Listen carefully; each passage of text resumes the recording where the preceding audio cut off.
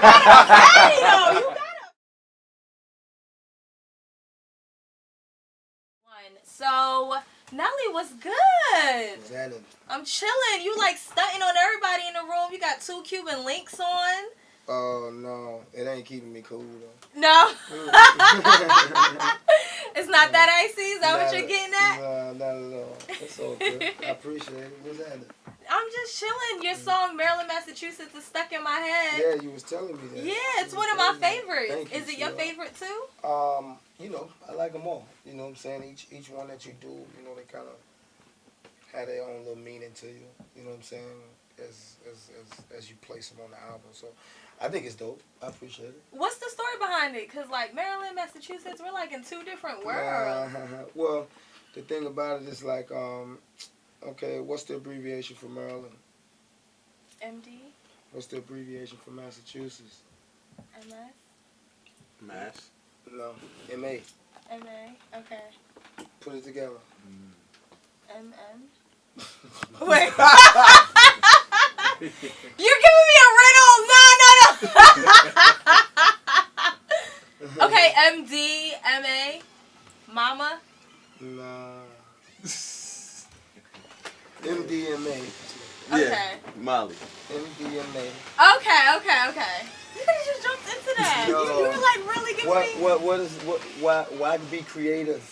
Okay. If you just Okay. It All needs right. something for the imagination. Well, and also, what's happening, Cat Daddy? What up, bye? The thing about it is, even doing it, the song isn't, you know, it's kind of telling Shorty, you know, I can be your MDMA. You know, we're not condoning it, we're not promoting it. You know what I'm saying? I mean, you know, you do what you do. You know what I'm saying? You know, but we're definitely not promoting it in that aspect. But what I'm saying in the song is like, yo, Shorty, she called me Maryland, Massachusetts. You know what I mean? So it's a dope record, produced by my man P, Pharrell. You know, and he did about 4 tracks on this joint, and that's one of them. I got a question. You say you don't really condone the MDMA, but this is the same dude with the tip drill, with the credit cards and the whole. Yeah, that's not drugs. That's a choice. No, right, no. You know what I'm saying?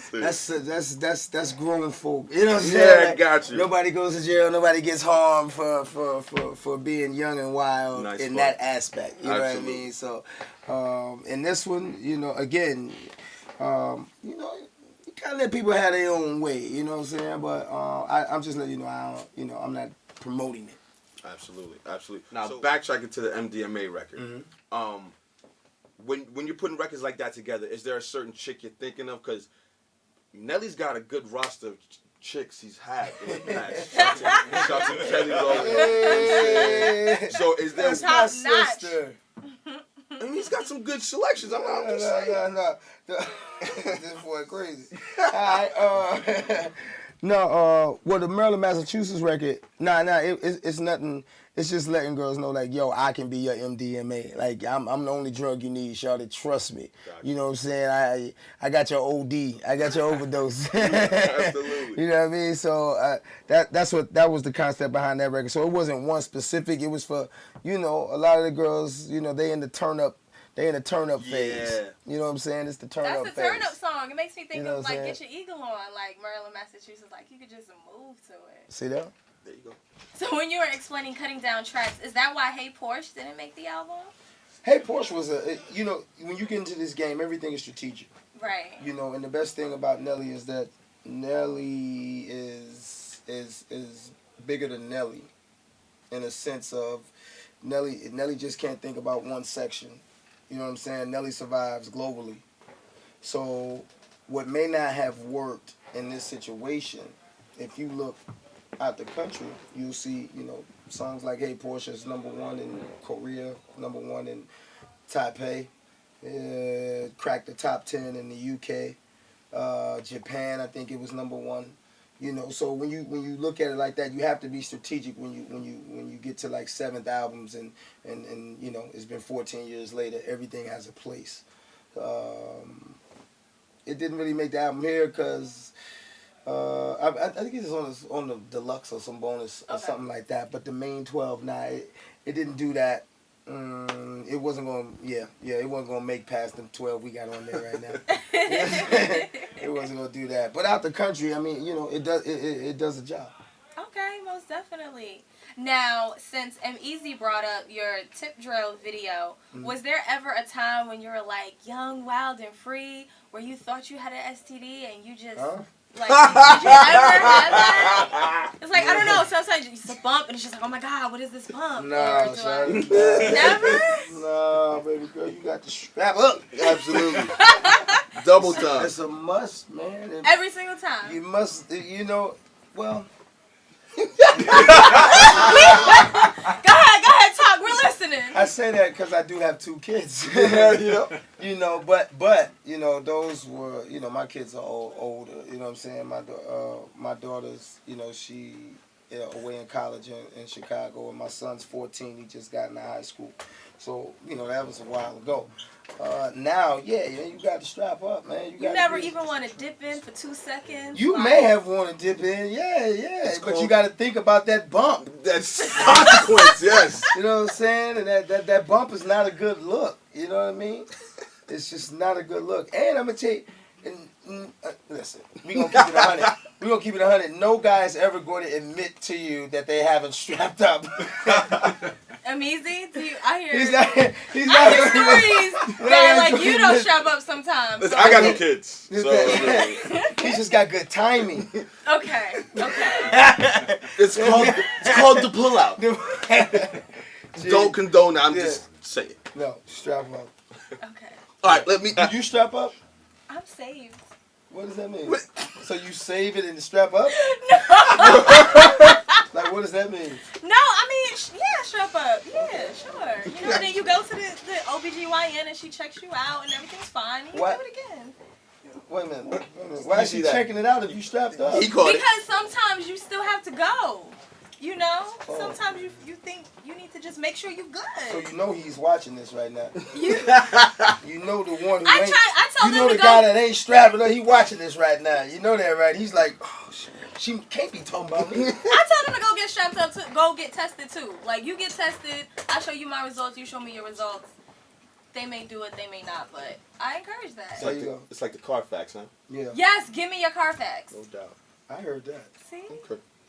Yeah. Switching gears here. Let's zoom. Sports guy, seen you on First Take the other morning. Yeah. Do you ever want to punch Skip Bayless in the face? Keep it 100. No. Let me tell you something. Skip is one of the coolest, man. Yeah, what people have to understand is that we're voicing our opinions. Mm-hmm. These aren't necessarily, our morals about who we are. These are our opinions about sports. And people may take Skip the wrong way because, he's just very adamant. And what you have to realize is that Skip's been doing this a long time. And if you ever look at a lot of the stuff that Skip calls, later on down the line, if you come back, you'll be like, yo, I'd be damned if he didn't say that, son. Right. You know what I'm saying? And you just like, yo, but again, everybody don't like everybody's opinion. I mean, obviously, if you saw me on there once before, I voiced my opinion about a certain NBA player. I remember that. And the roof went off. Mm-hmm. You know what I'm saying? And people act like I blasted Jesus or something. It happened. You voice your opinion. That's what that show is for. Skip is cool. He's a great cat. He understands it. You know what I'm saying? And don't get it twisted. He's the executive producer of that show. He knows what works. He knows how people view him, how people like him. You know what I'm saying? He likes playing that role. It's for the show. Mm-hmm. It's kind of like, Mayweather. He's the best promoter. He know why half the people that buy a ticket or get paid per view are doing it in case he loses. They all want to see him lose. You know what I'm saying? You're not doing it because he wins, but at the end of the day, he gets the check. You know what I'm saying? And it's all promo. So in that aspect, those two guys are very smart. I'm glad you said voicing your opinion. Yeah. Because you still do have a stake in the Bobcats, correct? Yes, sir. Okay, so Michael Jordan is heavily into the Bobcats. Oh, yeah. Majority. Michael Jordan arguably could be the best player of all time. I don't know if it's an argument. I don't know. Who y'all finna say? Listen, I grew up with Mike. Mike's the best player I've ever seen. All right. Let's be clear. Okay. All right. So with that being said, have you ever said to Mike, like, yo, son, how we this bad, son? You know what the thing is? Sometimes, it's hard when you are the greatest player. When you're the greatest to ever do anything. Mm-hmm. You know what I mean? You see the game. The reason you are the greatest because you don't see you do not see the game like everybody else sees the game. You know what I mean? Like again, I go back to boxing. Like, he may look fast to you, but he may not look fast to him. You see what I'm saying? So what you got to remember is in Mike's defense, and I'm gonna do his defense first. Okay. Okay. I'm gonna do the defense first. He wants to win so bad. He's the type of person, he thrives when people tell him he should not be doing something. So it's almost like the more people say that he should not be in control of that team, the more he wants to prove you wrong. So the more they were You see telling what him, I'm saying? don't pick Kwame Brown, Well, he was like, no, I'm going to make Kwame Brown great. Well, I mean, you know, you don't always get it right. It's like what we do too. You know what I'm saying? We put out singles that we think are going to, you know, climb the chart. And I tell everybody to this day, I said, nigga, if Michael Jackson can't make a #1 record every time, nobody on this planet can. You know what I'm saying? If Prince can't make a #1 record every time, nobody can. You know? So it's the same thing with him in that situation. He's learning. He's learning that. And trust me, he has been humbled over a period of time. Now, that doesn't stifle his will to win. And, you know, he wants to do it his way. And, you know, he's one of those people, he's going to get it done. He didn't get a championship right away. It took him 6 years. He got his ass whooped. But I tell you what, once he started winning. That's it. Once he figured it out, he's going to figure it out, man. And it's a little rough. Yeah. I mean, you know, nobody likes losing, man. And I think he takes it the hardest. You know what I'm saying? Absolutely, being the best. Yeah, well, you know, if you notice, like, half the time he won't even sit on the sideline. Sometimes he sit on the sideline, sometimes he can't because he's emotional. You know what I'm saying? And you don't want to show that emotion all the time where the audience may be able to see it, where the fans may be able to see it, where the coaches may be able to see it. You don't want to do that. Now, me, I mean, you know, I got a small percentage. Oh, what the hell? You know what I'm saying? Like, I'm out there. I'm like the Charlotte Spike Lee. You know what I mean? So, you know, I'm there, and I remember one game I almost got us a tech, and he said, yo, I'm not paying that. I said, well, I ain't paying it neither. They gonna take it out of you before they take it out of me. So pause. But it just, you know, he's learning, man. He's learning. Have you ever been in a situation where you met a girl and the chemistry is like crazy and you had like sex the same night? You talking to me? I'm interviewing Nelly. Are you not the artist? Yeah. Okay, I'm just trying to figure out is that a real question? Yeah. If I had sex with a girl the same night. Yeah, like you meet a girl, it's like, yo, shorty is bad. Let me hit that tonight, and you hit that.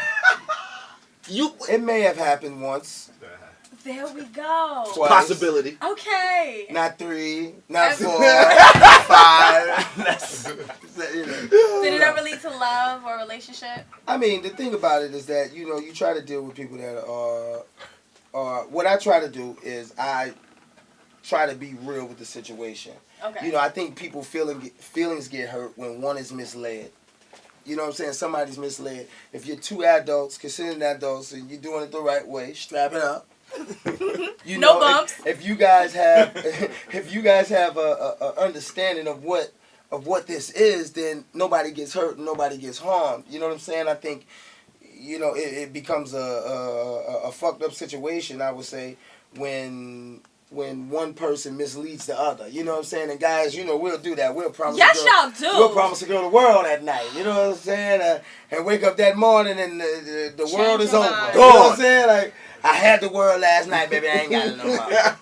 You know what I'm saying? But I mean, it happens. It happens. But I don't believe in that. Okay. I believe in straight men. You know, just being as honest as possible. Okay. Well, that's good to know. So, Yeah. if I ever have a one-night stand, I'll be hopeful that it may lead to love. If you ever have one. Yeah. There you go. Yeah.